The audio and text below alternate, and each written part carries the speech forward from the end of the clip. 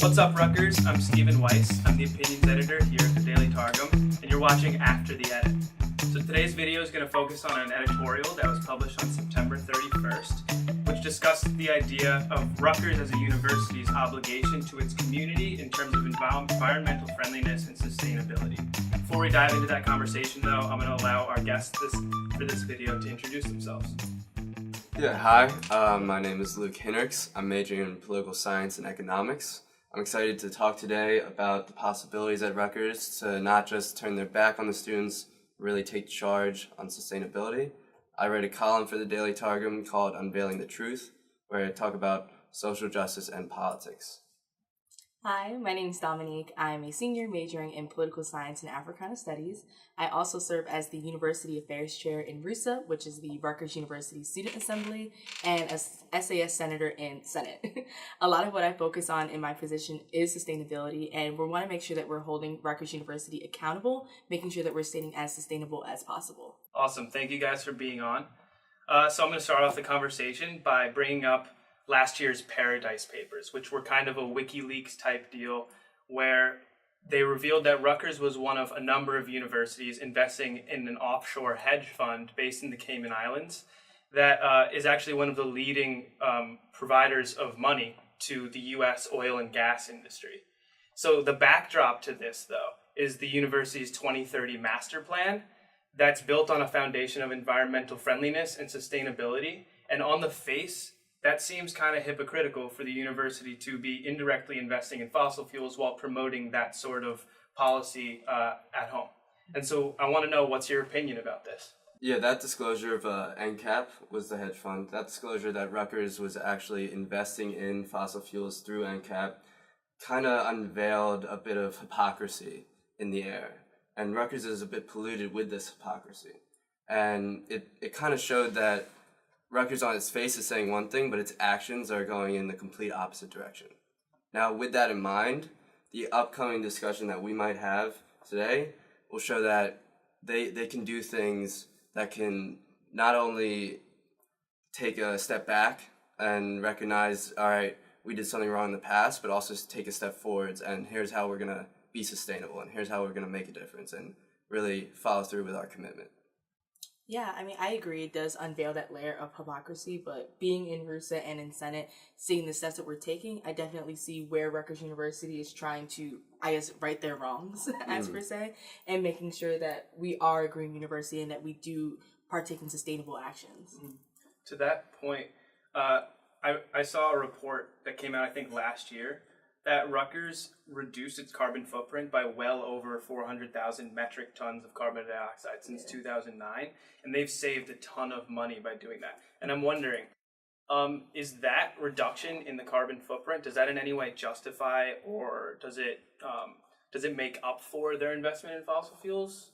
Yeah, I think that depends on who you're talking to overall, because trust me, that is a huge impact, making that decrease in over, 9 years, you said? Yeah. So yeah, while that is unfortunate that they are partaking in offshore accounts, which is a little bit sketchy to say the least, it does help that they are making these changes that impact students directly and that it's visible, that we can see it right here, right now. If we were to make the assumption that they're making these investments to make a profit, I mean, there's no other reason to make these investments because they're bad for the environment, bad for the future of students. So let's make the assumption that they're making these investments to make a profit. But the fact is that these investments don't have the same returns as impact investing. Impact investing is where you not just invest based on profit, but you also invest based on social and environmental and political impact. And actually, the index that measures social impact does better than the NASDAQ index for the past 25 years. So if we were to do impact investing, they not only would make a better impact on environment and society, they would actually make more profit. So there's really no reason to truly invest in these detrimental hedge funds. Is there anything that RUSA can do to maybe shift the university's investment policy in any way? I don't know if that... I feel like that's more of a Senate situation.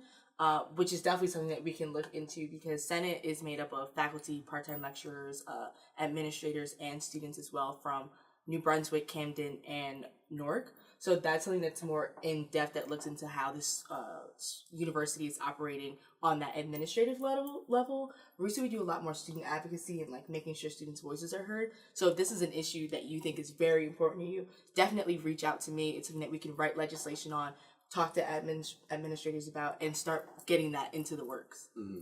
Well, I do think that students should play a role in getting the engine started. Mm-hmm. I think it is upon the university to be the promoters of this future and to lead its student body and also lead its community. And there's very feasible incremental changes that can be made and should be made. And I think we should discuss that today as well. And I want to say, when we're talking about impact investment, it's pretty interesting because like something that popped into my mind was, what if the university wasn't investing in fossil fuels? Would they be at a disadvantage to the other universities doing it? But then you bring up impact investing, and it actually sounds more prudent than investing in fossil fuels. It sounds like we could maybe make more money and also do justice for the environment. Right. Yeah, a common objection would be, all right, they're investing in these fossil fuels, but maybe those investments allow them to fund more students to come here at a cheaper cost. But if they really did do impact investment, they would make more, and that wouldn't even be an issue. It's interesting. So there was a bill put out in the New Jersey Senate committee, and the bill would basically ban New Jersey stores from distributing single-use plastic, from distributing single-use shopping bags and plastic straws, and also like styrofoam containers. So do you think the university should take part in pushing this bill, and what can the university do to continue to decrease its carbon footprint and decrease its plastic waste? Definitely already are getting started on that. I work with dining services as well in my position. And as you know, you guys get the companion when you come in as a freshman. And if you were here, I think it started 2 years ago, you should have gotten one no matter what year you were in. That definitely saves a lot of costs and a lot of plastics and a lot of single-use plastic at that, specifically straws as well. And you get to reuse it every time. I think there's a point system with it if you use the QR code that comes with it. And one of the new advances that we're trying to make is the ban the bag. It's a reusable bag that you can get at takeout, similar to the companion. We're still working on making the design and like when it's going to roll out, but it'll definitely eliminate all of the single-use plastic bags that we have at takeout. Sounds awesome. Yeah, it's super cute so far. Yeah, actually Duke University banned single-use plastics at 34 of the venues, which is basically all their food venues. And if we were to do the same, I believe it's very possible and very feasible. There's no reason a student needs a plastic bag to carry out their hoagie on Tuesday nights from Broward. They can definitely just carry it out. So is there anything else that you guys wanted to bring up about this issue, Rutgers' obligation? Yeah, I also wanted to talk about one of the offices that we're making, and we're trying to get that pushed through Senate. It's called ROSE, the Rutgers Office of Sustainable Energy. Most Big Ten schools already have it. Rutgers is one of the few that doesn't. Oh, wow. So we're pushing that through Senate, I think, at our Senate meeting, which is November 9th. We're going to be pushing that through, and it'll be an office focused on sustainability and the same things that we're talking about, trying to tackle these problems and come up with solutions that both benefit the university and students and the earth all on top. Mm-hmm. With this bill, it would actually be leading the nation. Our state would be the head front of environmental change. And the issue is it most likely won't get out of committee and it won't get out of Senate. And if it does, it will most likely be vetoed. So Rutgers has a commitment to take the energies of this bill and pass it forwards through its school. If you're looking to get more involved with sustainability and you don't want to deal with administrators or anything hectic like that, because I understand it can be overwhelming, in RUSA, I'm the University Affairs Chair, like I said earlier, and you don't have to be a voting member to be a part of that. You can just be a regular student that just wants to get involved with sustainability and come and talk to me, and you can go on RUSA. ruassembly.com, I believe it is. If I'm wrong, it should redirect you.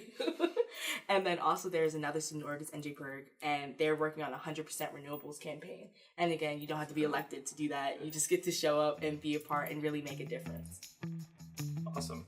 Thanks for being on again, guys. This has been After the Edit. If you guys like what you heard or you dislike what you heard in this video, let us know in the comments. Also, if you have any strong feelings about any future editorials, be sure to email me at oped@dailytargum.com and we can have a video about it. Thanks.